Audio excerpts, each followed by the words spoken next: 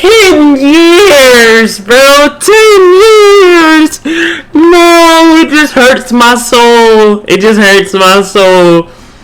It hurts my soul. This is my childhood, dog. This video is titled, Where Are OG Gaming YouTubers Now? By 808 Savion. Before we had Mr. Beast, fake Minecraft challenges, and actual brain rot, most of us have probably spent hundreds, if not thousands of hours watching our favorite gaming content creators back in the day. Oh, that was nostalgia with the Minecraft clip. Successful creators on the platform, and then others who things didn't turn out so well for them. So I decided to go back and find out what happened to some of these. It's a crazy fucking thumbnail. Creators. Starting off strong, we have Minecraft YouTubers, and a lot of them. Ooh. Popular MMOs was a thing. Oh my god, no! Him and Jen, bro. Him and Jen. That was my fucking shit as a kid, bro. Him and Stampy. Dog. They were the main reason why I love Minecraft. I swear. I swear. Channel that consisted of Pat and Jen, a wife and husband. No. God reviews at the time. They were actually one of the top YouTubers with 17 million subs. Yeah, bro. Him and Jen was like undefeated. The map they played in, and even their intro was so iconic. I see it all the time today, and people just love their videos at the time because they were actual flames. But in reality, things were not going too good behind the scenes. At some point, they released a video on their channel announcing that they had gotten a divorce. We decided to break up. It's kind of...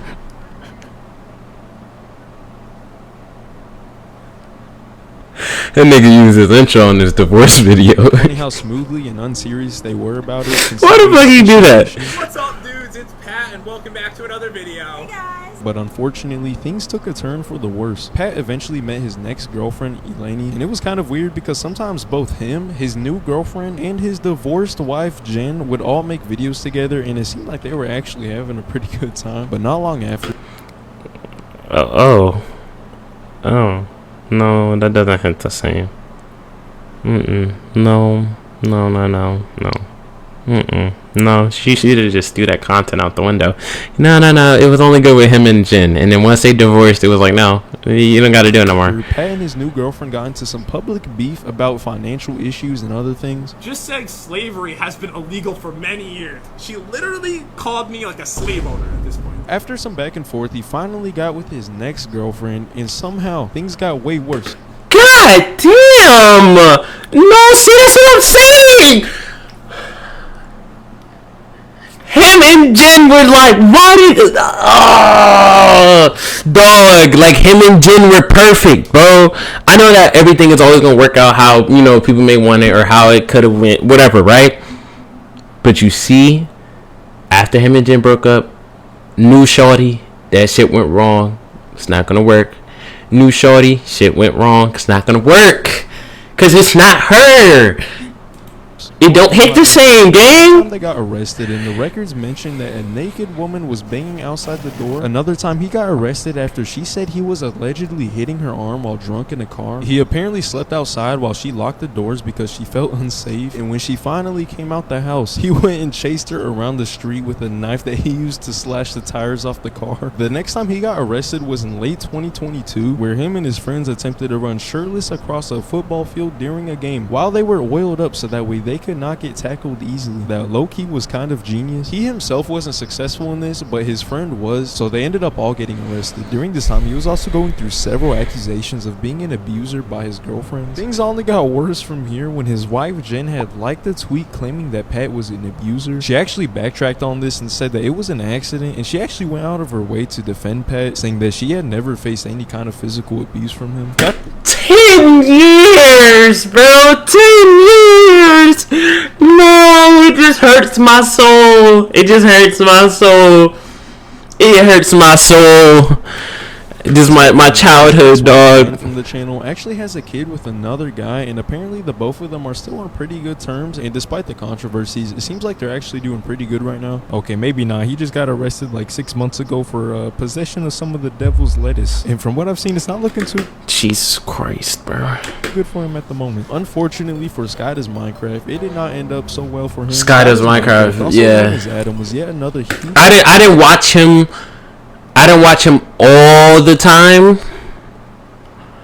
but I watched him a few times. Reviews as well. This dude was my childhood idol, but holy smokes, if only I knew that he would be making some not so good decisions later in life. I literally had action figures of him as a kid. People didn't only just watch him, but they watched his entire crew called Team Crafted, which ended up falling apart. On top of that, behind the scenes, he had gone through not just one, but 2 divorces with different people, and the second girl named Elisa, he actually had a kid with her. Bad move. The Minecraft video slowed down, but at some point, he rebranded himself as the new rapper alias Net Nobody. How the fuck you changing, bro? If everything you still make rap, acting like you run and rap, and you slur on every track. Now this dude came straight into the rap scene with some bangers directed to none other than KSI. And KSI responded back with diss tracks featuring his ex-wife slash baby mama, who had taken custody of his own child. This segment was so bad that it made Keemstar get emotional. Sky kept focusing on his music career, but unfortunately for him, it never really caught on, so he was definitely going through it. I'm Pickle Rick. I'm Pickle Rick. I'm Pickle Rick right now. Afterwards, he eventually got with his new girlfriend and had his second kid with her, but things wouldn't last too long because at some point, she would claim that Sky Does Minecraft was abusing her, their dogs, pushed her to have a child that she didn't want, and it also came out that apparently this dude was a master scammer. It's actually kind of sad that I can barely think of any Minecraft YouTubers who weren't horrible people or criminals in some way. Yeah, all the Minecraft YouTubers kind of just cooked themselves. Dan TVM's shows. Same with Stampy. Not so horrible people who I'm sure y'all are familiar with. Hey, how's it going? I've actually got something for you. This is the bread that you asked me to get, and you can now go make me a sandwich. He's not as relevant as he used to be. That's like the worst thing you could ever point about. He's surprisingly been able to pull millions of views on each video and somehow has not gotten into any drama this entire time until recently. At least, with KSI. Into some gigantic beef with KSI, Mr. Beast, and Logan Paul over their new Lunchly product. Outside of that, though, his record is pretty clean. He hasn't touched any little kids yet or anything, so he's doing amazing. Channel where he uploaded some like nostalgic video that was like a reboot of his old Minecraft mod review videos. There was also Stampy Longhead, who isn't as relevant as he used to be, but he also managed to avoid pretty much any drama. Stampy, bro, that's literally my guy.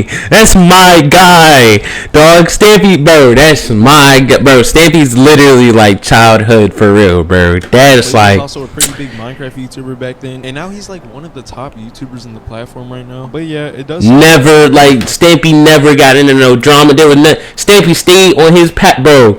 Had a great YouTube career, did his thing, bro. Finally retired and everything. Gaming content on YouTube. Let's Play videos have been my god, dog. Channels that we have ever seen on YouTube. PewDiePie, of course, was one of these YouTubers, and as y'all know, he was the most subscribed channel for the majority of YouTube's lifespan, up until a certain point at least. He began posting videos back in 2010, and within 3 years, he had already become the most subscribed YouTuber. Loki, I could probably do the same, so if y'all want to help support the cause, feel free to drop a sub. He was posting Let's Plays, vlogs, meme reviews. He even made his own games. For a while, it was going pretty chill, but at some point, it took a pretty bad turn. His first major controversy was in 2017, where he faced some backlash after including anti-Semitic jokes in his videos, which caused him to lose his partnership with both YouTube Red and Disney, which I can only imagine was not very good for him. It only got. I forgot about YouTube Red. That was the real shit, bro. I remember when Matt Pat was on there and he did like the little like Mirror's Edge parkour shit, bro. Oh my god. Because within the same year, we had the bridge incident. What a fucking.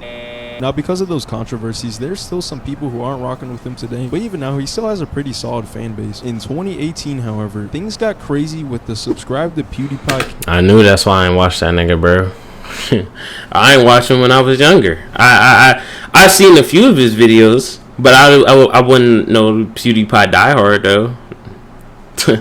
For great reasons, you know what I'm saying? So yeah, I mean, Ain't even gotta speak on The it. music record label channel known as T-Series was on a very quick rise, and people started realizing that PewDiePie's spot as the #1 most subscribed YouTube channel had became at risk. Millions of people and YouTubers from all around the world came together to support so that they wouldn't let a corporate company like T-Series take over an actual real creator. PewDiePie had released his T-Series diss track. People were spamming sub to PewDiePie everywhere. Even Mr. Beast made a video about promoting PewDiePie to the Super Bowl. He was going crazy in subs because of this, but unfortunately in March of 2019 there was a tragic event that happened where the person who caused it had recorded himself saying subscribe to PewDiePie before following through with what he was about to do. After this happened, PewDiePie released a statement on his channel officially bringing an end to the subscribe to PewDiePie meme, and within the same month T-Series had officially taken over the #1 spot for the most. McQueen is fading. Since then, PewDiePie's still been uploading videos. On a sad note, his dog Maya that people loved in his videos passed away last year, but on the bright side, him and his wife actually just had a kid. Low-key though, that kid should take over the channel one day and then like reclaim the #1 spot on YouTube. There were also some other huge Let's Play channels at the time like Jacksepticeye, Markiplier, and Dashi, who are still pretty relevant to this day. The real goats. Corey Kenshin was another one of them who has been mysteriously on and off of YouTube for a while now. There's a lot of people who speculate about where he is, with some people actually being obsessive about him and literally stalking him. So please. No. You need to show that one nigga that always dickies, that nigga Corey. I forgot his channel name, but I swear if you know who I'm talking about, bro, he'll sit there and he'll make a Corey Kenshin video every day.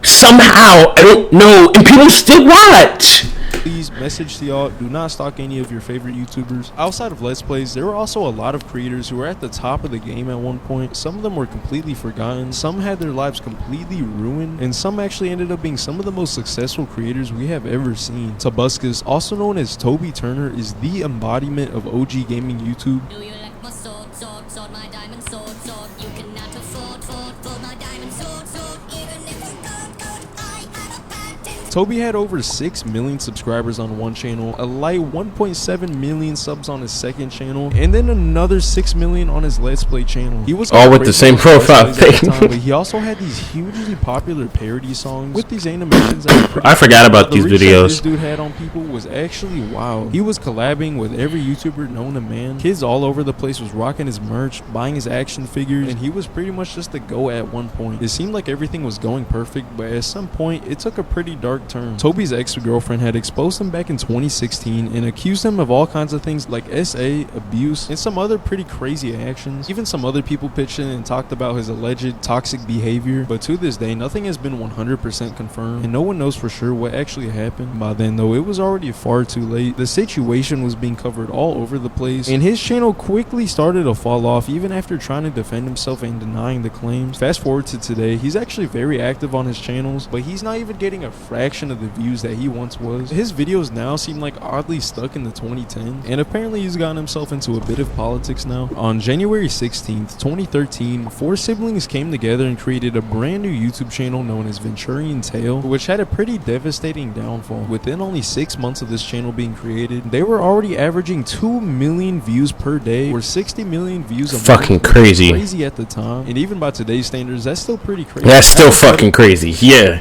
2 million views off of making a channel 6 months ago. It's fucking crazy. For the channel, they were just recording themselves playing these games, especially Gmod at some point, with very little to no editing at all. This and their personalities was enough to catch people's attention at the time, but when you're making the same videos a decade later, people are eventually going to lose interest, and this is exactly what happened to them. Somehow the main guy running the channel just couldn't realize why people were losing interest in his videos, so he decided to blame none other than the YouTube algorithm for his videos being kind of ass. I mean, he's having to compete with Mr. Beast and all these other crazy high production videos, so obviously it's not going to do as well. The siblings on the channel would start to wander off and do their own thing. One of them apparently started selling stuff on Amazon, and another started working on her own app. Things took a pretty dark turn though whenever the same sibling from this channel uploaded a video on her own channel titled The Truth About Venturian Tale. In this video, she talks about how she grew up in a very strict household where certain ideologies were being forced onto them. One of the other sisters on the channel first started to question them, and because of that, that, she had to cut ties from the rest of the family. The sister who made the video was thinking the same thing, and ultimately the same thing happened to her, where they basically got ghosted from the rest of the family. The brothers on the channel might not have anything to do with that, but either way, it's still pretty messed up, and it definitely did cause part of the downfall for the channel. So next up, we got FaZe Clan. FaZe began as a Call of Duty clan back in 2010 for people who could do trick shots inside of the game. Little did people know, this group would help make gaming as mainstream as it is today. Back then, if you were someone who played Call of Duty as a kid or a teenager, FaZe and Call of Duty literally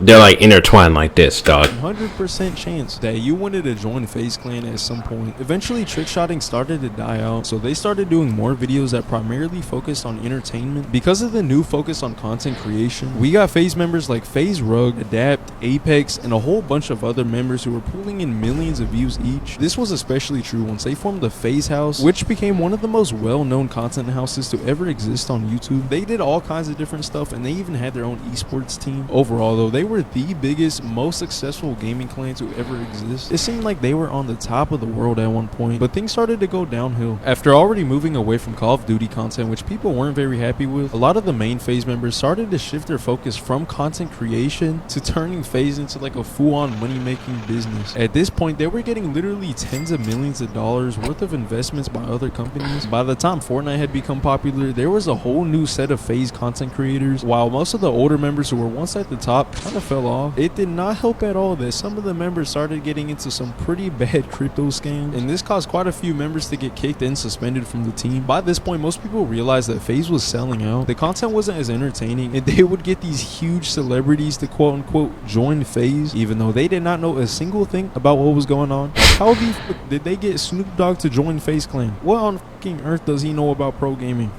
Watch out, it's fucking hornets! What the fuck is that, locust? Fuck! They fucking got all over me! What the fuck is this? Oh, I need a papaya. Things got even worse when former members of their own team would publicly speak out against what FaZe has become, saying that they've become too corporate, which was definitely facts. Even FaZe Tfue at the time had sued them for exploiting him, which is kind of crazy. They had gone from being valued at $1 billion to eventually selling it out for just $17 million. FaZe Clan was at the lowest point that had ever been at reputation-wise, and it was not looking good until earlier this year when everything took a complete turn. Out of nowhere, FaZe had released a tweet with the caption Control-Alt-Delete, where they announced that they were kicking out basically half of the entire team and rebooting FaZe as a whole. There was only a handful of members left, and everything would change when they announced the 4 new members that would become the face of the new FaZe Clan. This would be Blackboy Max, Jason, Silky, and Lacey, in addition to Stable Ronaldo and Urage, who was already a part of the team. Now, this was pretty controversial, and not everyone loved this because they were like, wait a minute, what are these random streamers doing on a pro gaming team? But they just weren't seeing the vision. Soon after, these streamers would rise to become some of the top streamers of today, so I think it's safe to say that the rebrand was pretty successful. As far as the OG members, FaZe Rain had struggled with addiction and mental health problems for a while now, but luckily it seems like he's doing better now. FaZe Blaziken actually started selling his own caffeinated chocolate snacks, and last I heard, it's really doing pretty good. FaZe Rug went from somehow being a Call of Duty trick shotter to one of the biggest channels on the entire I'm about to say FaZe Rug's vibe, bro. That nigga, I'm about to say FaZe Rug still pulls in like millions of fucking views. Like, chills. YouTube. So as of now, it seems like FaZe is leaving off on a pretty solid note. Arguably one of the most famous and loved channels of all time in YouTube gaming history has got to be Vanoss Gaming. In fact, it's not just Vanoss himself, but his entire YouTube friend group. Sadly though, not everything went well between them. Vanoss started his channel back. I never really watched like Vanoss and all of them. Like they were alright to me. Like they were funny. Like they had their moments. But like it just wasn't my like thing. It just wasn't. I just wasn't their like target audience. September of 2011, and from the very first. But their content wasn't bad though. It was good, but it was just like not for me. This caused his channel to skyrocket, and he would make a lot of these trolling or funny moments videos, which by the way was some of the most peak content that has ever touched YouTube. I think the stove is broken. Wait a minute. I see it sizzling.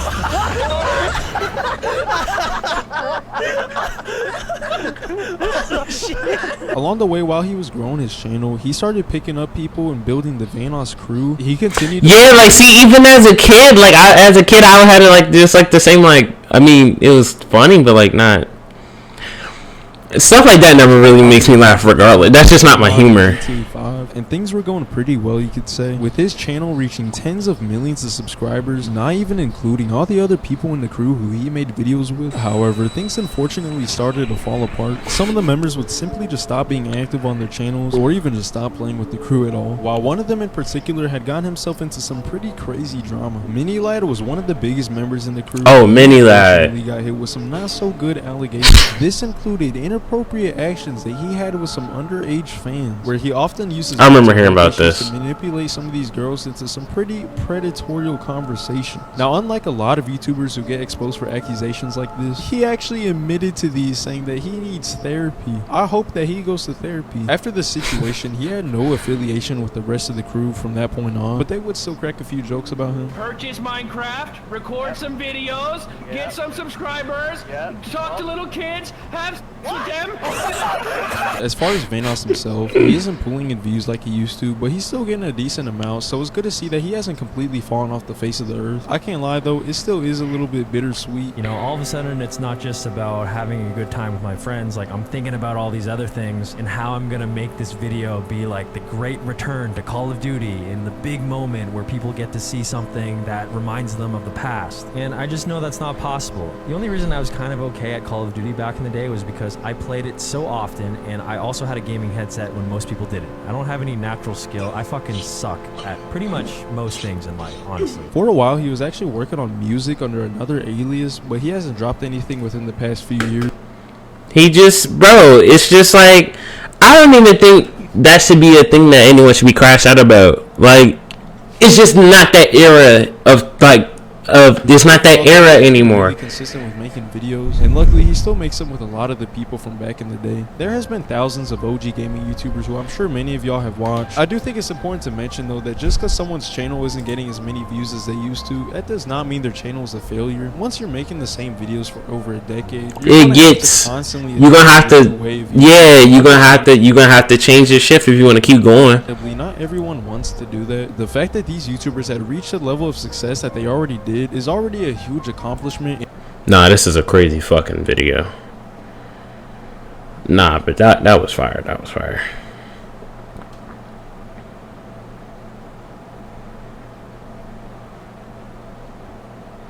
If you enjoyed that video, make sure to check out another video like that. You know, just click it right here. You don't gotta sub or nothing, bro. I'm making it easy. Just click the video. It's on your screen already. Might as well. Go ahead, click it.